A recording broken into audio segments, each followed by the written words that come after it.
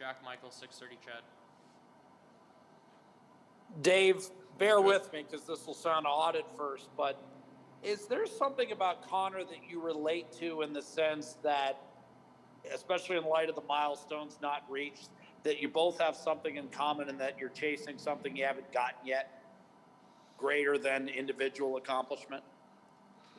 I think you could say that about a lot of people in the league, but I, he's a lot younger than I am, and both of us are still looking for our first cup, so that's always in the back of your mind. Reed Wilkins, 630 Chad. Hi, Dave. I've often found that good teams have a lot of ways to win games, and poor teams find a lot of different ways to lose games. How confident are you that your team can be successful in a variety of different games, or survive games that might have diverse styles from one night to the next? I had a hard time hearing you, but I think you're talking about different ways to win games. Is that what? Yeah, I bumped my volume a bit here. Hopefully that's better. That's better. Are you confident you can be successful in diverse styles of game from one day to the next and rack up wins that way? Well, I think you're exactly right. You have to find ways to win different ways. You can't just be a kind of a one-trick pony thing. And if you look in the past, if you study any teams there's teams have to be able to play in a tight checking game. They have their special teams can win them games. If you have to open up a game and play with more offense, if you're down, you can find ways to win games. So ultimately, that's what makes you a good team. I think we have some of those qualities, but all of them, I think we can continue to improve on. Thank you. Rob Chichkowski, Post Media.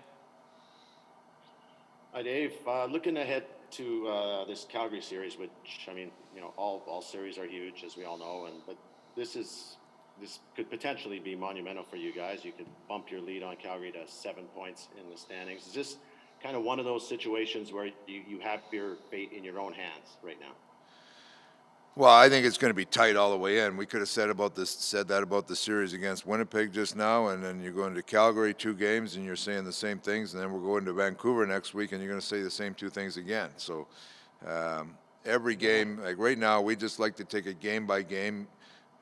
I like these sets of games where you go and play a team twice, and if you can get an advantage and win games. The old saying we talk about every day is every game is a 4-point game. So, whether it's Winnipeg or Calgary or Vancouver or, the teams in our division, every game is a big game.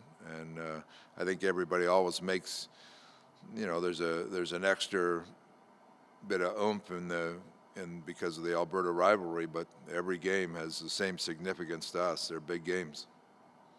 When you look at the evolution of your team from start of the season to right now, is there just a different feel around how you guys are going? Because I remember, first couple of weeks of the season, it was, oh boy, and now you're a team that, it's way up the standings. You know what? You're trying to get your team together, and we have without exhibition games, you got new players in. You're trying players in different roles. We got behind a little bit with Schmidt's injury, so. There's parts of our game that have improved, and then there's parts of it improved just because we're starting to realize where all the parts fit a little bit. And with the 2 goaltenders in there that can play, you get a good balance there. So there's some things in our team that have moved along, and I think probably every team can say those things. But I like the way we progressed here the last 2 or 3 weeks.